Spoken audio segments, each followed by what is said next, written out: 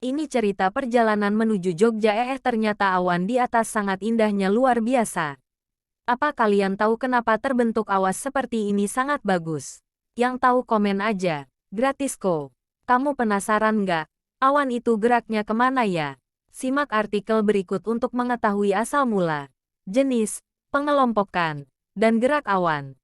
Awan itu bentuknya kok macam-macam. Ya, siapa yang pertama kali ngasih nama buat bentuk-bentuknya? Terus, awan itu asalnya dari mana dan bergeraknya kemana aja? Nah, kalau kamu punya pertanyaan kayak gitu, pas banget, nih. Kali ini, aku akan membahas beberapa fakta menarik seputar awan. Bagi yang penasaran, baca artikelnya sampai habis. Ya, pengertian dan proses terbentuknya awan. Dari mana datangnya awan?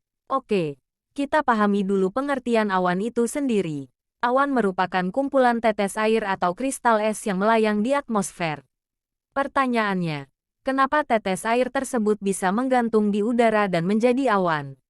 Awan terbentuk melalui proses kondensasi, di mana uap gas berubah menjadi titik air atau kristal es.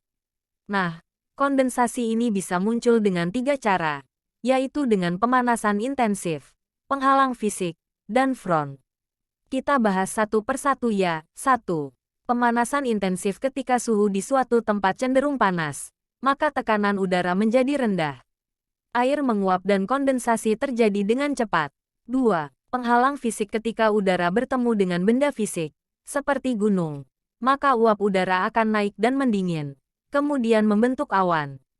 3. Front. Apabila dua massa udara yang berbeda sifat front alias panas dan dingin saling bertemu, maka proses pembentukan awan terjadi di antara keduanya. Awal mula pengelompokan awan. Sebelum kita ngomongin macam-macam bentuk awan, aku mau bahas sedikit tentang Luke Hauert. Kamu tahu nggak, Luke Hauert itu siapa? Luke Hauert adalah kimiawan yang lahir di London pada tanggal 28 November tahun 1772. Nah, Luke Hauert ini merupakan salah satu tokoh yang punya kiprah besar di bidang meteorologi, khususnya awan.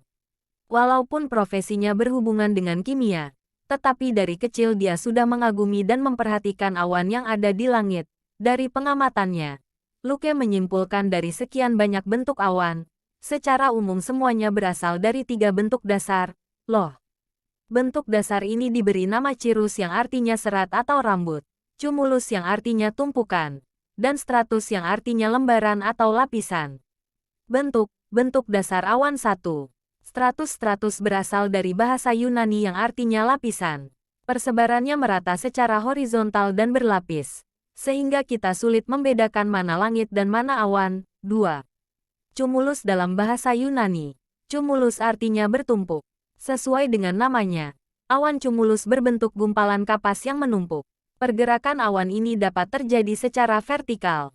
3. Cirrus. Terakhir, awan cirrus masih berasal dari bahasa Yunani. Cirrus artinya serat atau helaian rambut ikal. Dinamakan cirrus karena terdiri dari kristal es yang tergores oleh angin, sehingga menyerupai goresan halus dan berserat layaknya rambut. Klasifikasi jenis awan berdasarkan ketinggiannya. Dari 3 bentuk dasar awan yang sudah disebutkan, terciptalah 10 jenis awan atau yang disebut sebagai genus. Misalnya, awan yang berbentuk lembaran yang menggumpal, itu merupakan gabungan dari awan cumulus dan stratus, sehingga diberi nama stratocumulus.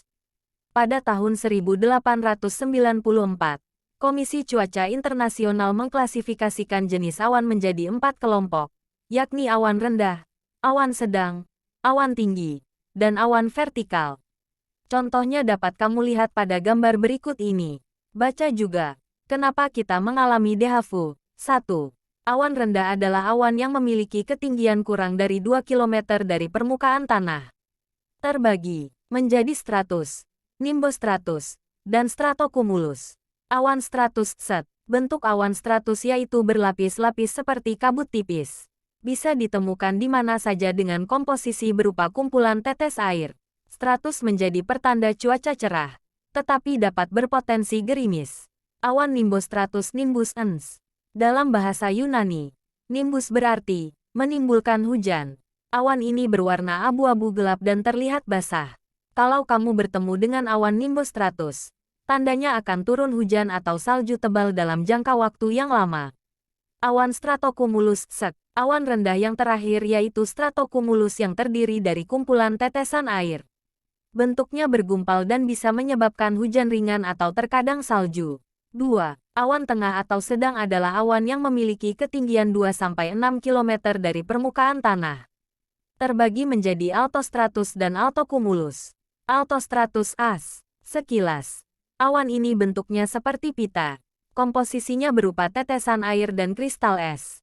Makanya, altostratus berpotensi menghasilkan gerimis atau virga, yaitu hujan yang tidak sampai jatuh ke tanah. Altocumulus AC. Awan altocumulus berbentuk gumpalan-gumpalan kapas yang pipi. Bisa menyebabkan hujan ringan meskipun frekuensinya sangat jarang. Komposisinya terdiri dari tetesan air dan kristal es. 3. Awan tinggi adalah awan yang memiliki ketinggian 6-12 km dari permukaan tanah. Terbagi menjadi cirrus, cirrocumulus, dan cirrostratus. Cirrus C. Cirrus adalah awan yang komposisinya berupa kristal es yang tergores oleh angin. Sehingga, bentuknya mengkilap dan sering kita temui pada siang hari. Tapi tenang aja, awan ini tidak menimbulkan hujan atau salju. Cirrocumulus CC. Sama seperti cirrus, cirrocumulus tidak menyebabkan terjadinya hujan, namun berpotensi menghasilkan salju pada kondisi tertentu. Terdiri atas kristal es yang berbentuk gumpalan melingkar menyerupai sisik ikan. Cirrostratus CES. Nah, kalau cirrostratus berasal dari penyebaran dan penggabungan awan cirrus, bentuknya tipis dan sangat halus, serta tidak berpotensi hujan atau salju. 4. Awan vertikal adalah awan yang bisa naik dan bentuknya terus berkembang. Awan vertikal dapat berada di ketinggian rendah, sedang, dan tinggi.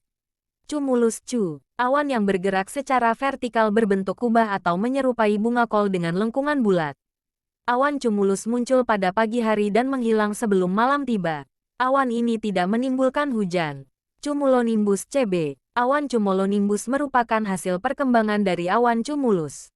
Awan ini lebih besar, tinggi, dan dapat mengandung listrik. Butiran air di dalamnya juga lebih banyak. Awan cumulonimbus menimbulkan badai dan hujan lebat yang disertai petir. 10 bentuk awan memang merupakan yang paling umum kita jumpai. Tapi sebenarnya masih banyak sekali kombinasi awan yang dapat terbentuk karena berbagai faktor, seperti kondisi iklim dan cuaca yang berbeda. Awan bergerak ke arah mana? Pastinya kita tahu dong, bahwa awan itu bergerak karena pengaruh angin. Tapi, kalian percaya nggak kalau aku bilang awan itu sebenarnya bergerak ke bawah? Lebih tepatnya mungkin disebut jatuh ke bawah kali ya, hehe. Sama seperti hal lain. Awan juga dipengaruhi oleh hukum gravitasi. Jadi, awan itu tidak hanya melayang di udara, melainkan secara perlahan jatuh ke bawah. Eits, walaupun jatuh ke bawah, bukan berarti awan bisa kita sentuh langsung ya. Awan dapat terdorong kembali ke langit karena adanya konveksi yang disebabkan oleh panas matahari. Simpelnya, daratan yang dipanaskan oleh matahari menghasilkan udara panas yang akhirnya mendorong awan ke atas lagi. Oke. Sebelum mengakhiri bahasan, kamu tahu nggak ada awan yang baru ditemukan? Namanya awan asperitas. Sebelumnya, awan yang terakhir kali diidentifikasi itu namanya Cirrus Intortus pada tahun 1951. Nah, baru deh di tahun 2009 teridentifikasi awan baru lagi, yaitu awan asperitas. Bentuknya bergelombang dan berwarna gelap. Wah, ternyata awan itu bentuknya bermacam-macam ya. Kalau kamu belum paham dengan materi ini atau pengen belajar topik-topik persiapan PTS, PAS, dan UTBK, yuk coba kelas gratis di cabang Brain Academy terdekat di kotamu. Gurunya super sabar, fasilitas lengkap, dijamin langsung ngerti. Referensi, Cloud Names and Cloud Classifications, Royal Meteorology Society. Tanggal 26 Februari tahun 2019 daring. Diakses pada https://www.remeds.org/resource-names-cloud-cloud-classifications tanggal 6 Agustus tahun 2021. Greg R. Lukehauer, Namer of the Cloud, Creation.com. Tanggal 5 September tahun 2017 daring. Diakses pada https://creation.com/creation-namer-hubung-of-the-cloud tanggal 6 Agustus tahun 2021. Popova. M. How the cloud got their names and how Goethe popularized them with his science-inspired poems, Brain Pickings. Tanggal 7 Juli tahun 2015 daring. Diakses pada https://brainpickings.org-miring-www.brainpickings.org-070-020-invention-hubung-of-invention-hubung-cloud-invention tanggal 7 Agustus tahun 2021. Sumber gambar MacArthur. G. 2015. Asperitas over Burnie, Tasmania, Australia, daring. Diakses pada https://clubappreciationsociety.org-asperitas-winner-announced-, tanggal 6 Agustus tahun 2021. Hamblin. R. 2015. How did cloud get their name? Richard Hamblin, daring. Diakses pada https://www.youtube.com/watch-v sama dengan U1JHXCGX0 tanggal 7 Agustus tahun 2021. Artikel ini ditulis oleh Kak Ali MT Soshum dan terakhir diperbarui oleh Salsabila Nanda. Kak Ali MT Soshum lulusan Pendidikan Geografi Universitas Negeri Jakarta. Hobi berkebun, menulis, dan membaca, yang fiksi aja tapi hehe. Suka ngajar dan ngelatih juga. Pelatih paskibra favoritmu. Bagikan artikel ini artikel lainnya perbedaan garam Himalaya dengan garam dapur. Serupa tapi tak sama kutub utara dan kutub selatan. Apa bedanya? Tanggal 13 Agustus tahun 2022 pukul 9:08:31. Wah. Akhirnya nyadar kalau bukan aku doang yang tertarik banget sama awan. Ternyata penama awan pun sama tertariknya. Kalau awan favorit aku sih tetap cirrus. Semua jenis cirrus aku suka. Karena ya, bentukannya yang tinggi itu kalau dipandang pasti nenangin. Awannya terbilang kalem gak serusuh awan cumulus apalagi nimbus. Gak semunafik awan payung pegunungan dikira cantik taunya bikin badai di puncak gunung. Intinya cirrus the best. Reply to aku Audin Kak Ali MT Soshum tanggal 13 Agustus tahun 2022 16 jam 26 menit 12 detik. Wih semangat kamu kalau ngomongin awan. Ya. Keren banget gelombang kalau aku sukanya awan lentikular nih. Karena bentuknya unik aja dan keren. Tapi lumayan jarang ditemuin sayangnya hahaha. Semangat terus belajarnya. Ya. Siapa tahu nanti kamu jadi penemu jenis awan baru. Terima kasih. KLO kami salah mohon dikoreksi. Karena kami masih belajar.